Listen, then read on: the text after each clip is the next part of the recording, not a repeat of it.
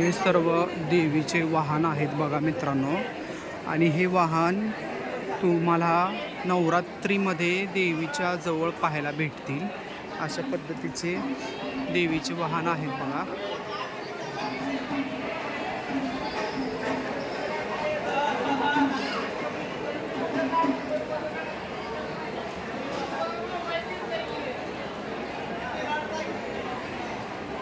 सर्व वाहनाचे 9 दिवसामध्ये 9 प्रकारे देवीची पूजा आणि अलंकार करतात.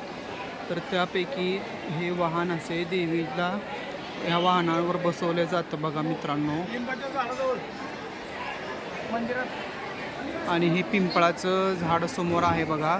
खूप वर्ष झाले ह्या पिंपळाच्या झाडाला. या पिंपळाच्या झाडालाही महत्त्व आहे देवीच्या मंदिर परिसरामध्ये. मनोकामना पूर्ण करण्यासाठी पिंपळाच्या झाडाचाही उपयोग केला जातो बघा मित्रांनो.